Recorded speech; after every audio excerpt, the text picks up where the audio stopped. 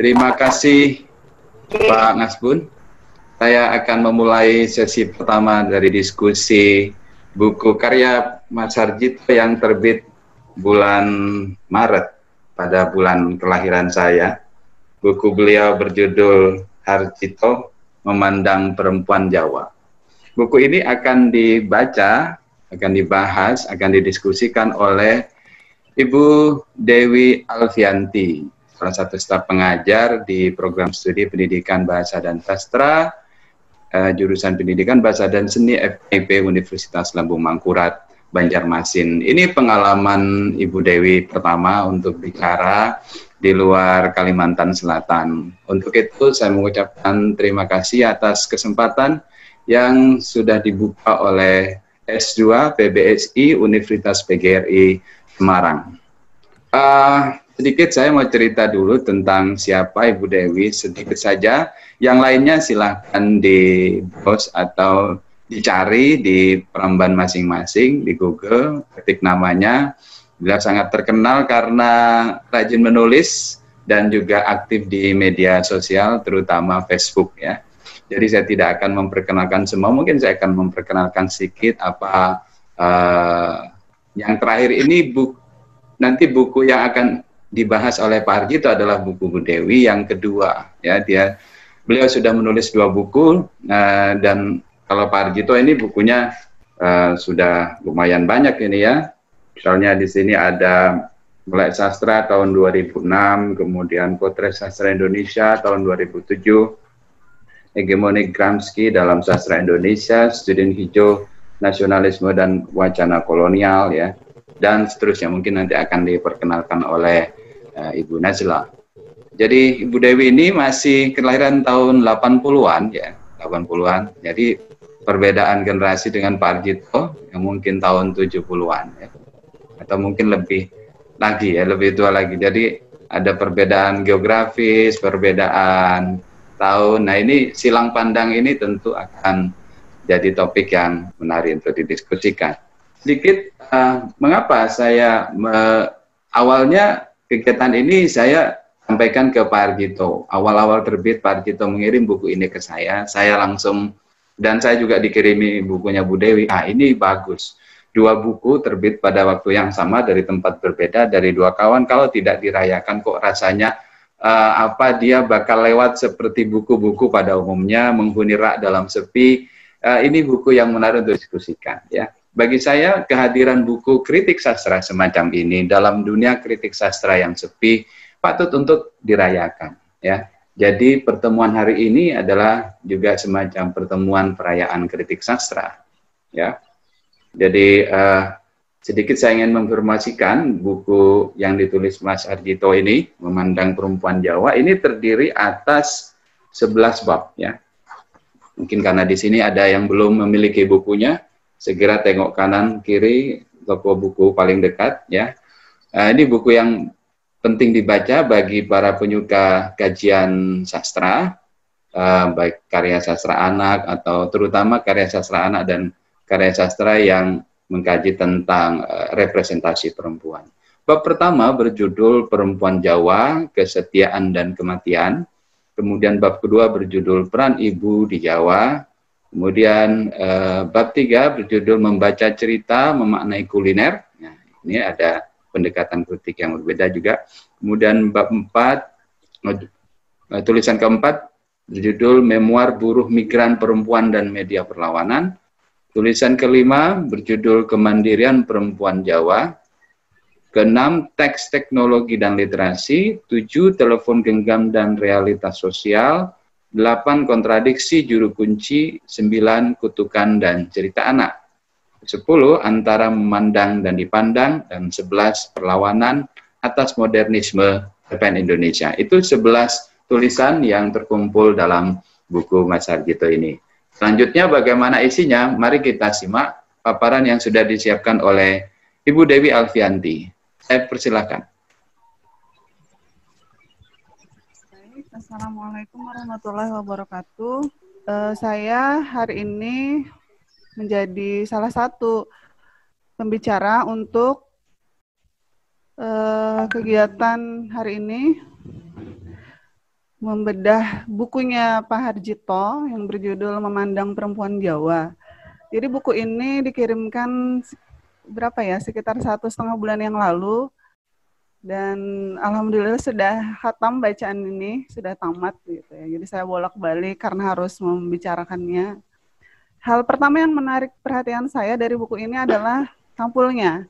Mungkin terlihat ya, sampulnya sangat Jawa sekali gitu kalau istilah kita. Jadi di situ ada potret perempuan yang dari visual gitu. Kalau kita bicara semiotika visual, kita langsung akan melihat itu sebagai perempuan Jawa. Oh, ini adalah perempuan Jawa dengan segala atributnya. Nah, yang menarik adalah apakah ini potret ini bagian dari stereotip perempuan Jawa seperti ini gitu, atau ada sebenarnya potret-potret lain terkait perempuan Jawa itu yang perlu kita telisik dari dalam buku ini. Nah, saya akan menampilkan presentasi dan penguatan. Nah, selama ini saya melihat perempuan Jawa di Banjarmasin gitu ya, dalam interaksi keseharian itu adalah dalam konteks karakter individual yang kalau istilah kedokteran menegakkan diagnosis atas karakter-karakter itu, apakah itu bisa dilegitimasi atau tidak, nah itu perlu artefak-artefak lain. Misalkan kalau Pak Harjito kan menghadirkan itu dalam cerpen, melihat itu dalam cerpen dan novel misalnya. Nah, kalau saya selama ini berinteraksi dengan perempuan Jawa itu dalam harian. Jadi melihat mereka sebagai individu, karakter individual. Mungkin saya akan menganggap kalau perempuan Jawa itu misalnya ya, dari beberapa orang yang saya berinteraksi dengan mereka, itu adalah orang-orang yang perempuan-perempuan yang sangat hati-hati.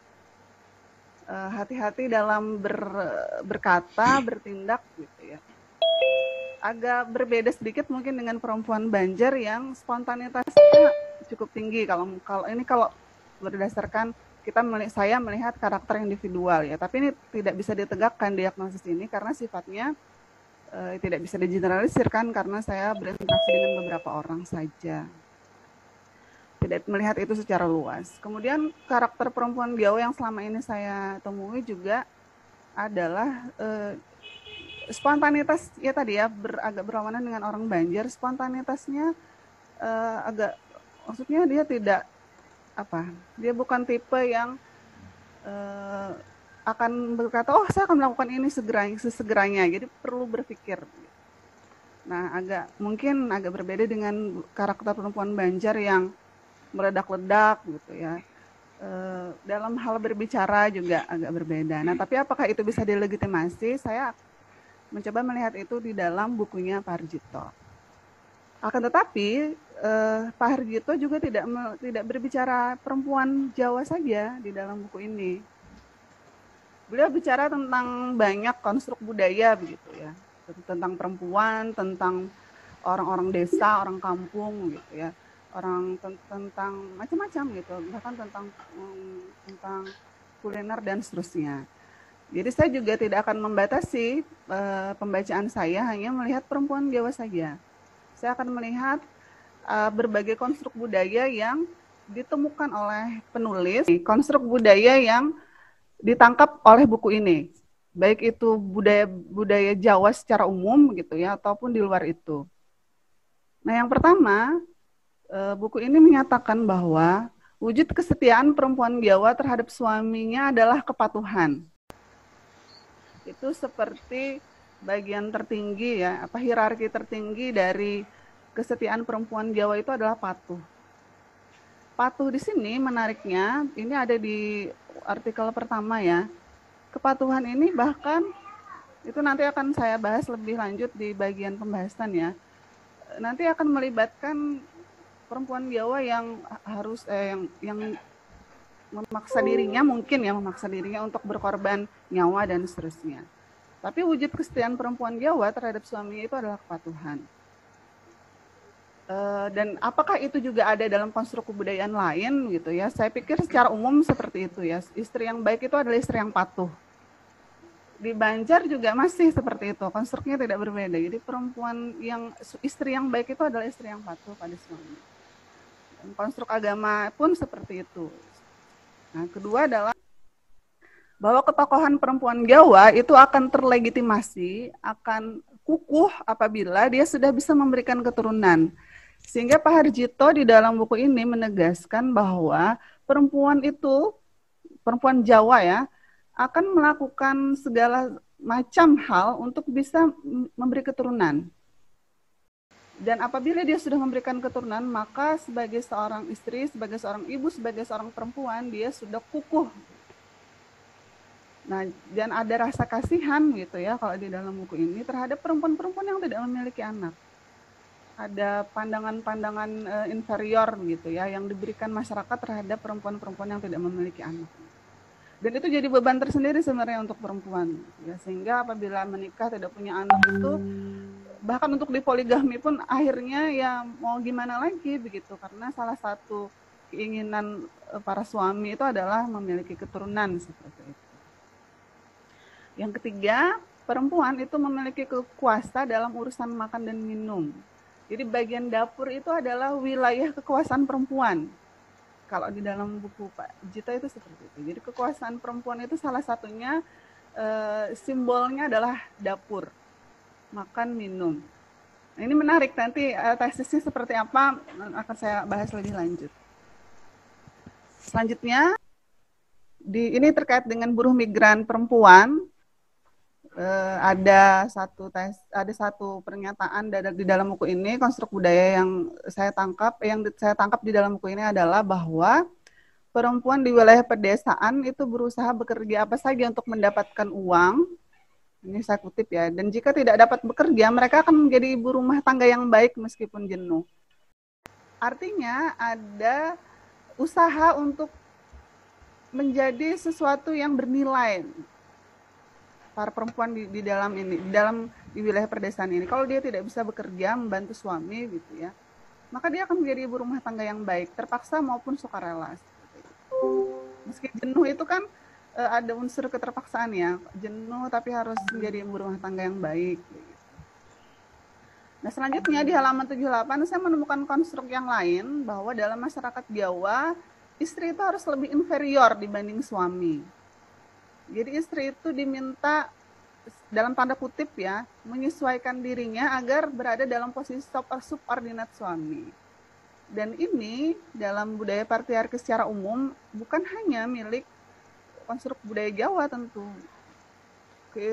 bukan keharusan ya, sinyal-sinyal keinginan begitu ya dari para suami agar istri lebih inferior itu terlihat memang jelas gitu ya dalam konstruk budaya patriarki manapun. Ini tidak cuma di Jawa saja.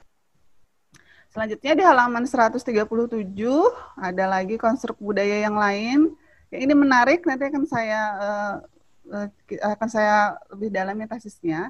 Dalam cerita rakyat yang melibatkan kutukan orang tua pada anak, karena beliau penulis di dalam buku ini menceritakan tentang beberapa cerita tentang orang tua yang mengutuk anaknya ya, termasuk Malin Kundang. Kalau di daerah Malaysia itu ini ya, si Tanggang dari Melayu. Nah itu orang tua itu cenderung tidak menyesal apabila mengutuk anaknya. Ini ada kuasa yang lain selain kaitan antara laki-laki dan perempuan. Ini antara orang tua dan anak. Jadi ada perasaan tidak menyesal setelah mengutuk anak. Dan saya pikir ini menarik ya. Nah, kemudian konstruk budaya yang lain yang saya temukan di halaman 150 adalah kelas sosial memengaruhi apa orang dihargai atau dilecehkan. Terkait kelas sosial ini, saya lupa apa beliau memakai teori Marxis atau tidak ya. Yang pasti pandangan ini tergambar dari beberapa cerita, dari beberapa cerpen. Bahwa kelas sosial memengaruhi apakah seseorang dihargai atau dilecehkan. Ini secara umum memang seperti ini adanya begitu ya. Kemudian halaman 164 ini konstruk budaya terakhir yang saya temukan di dalam buku ini, dalam pembacaan saya ya. Yaitu bagi masyarakat kecil, perlawanan terhadap modernisme itu dilakukan dengan merusak atau menolak produk-produk modernitas. Jadi seperti ini. ada perlawanan dan perlawanannya itu dilakukan oleh orang kecil dengan cara merusak atau menolak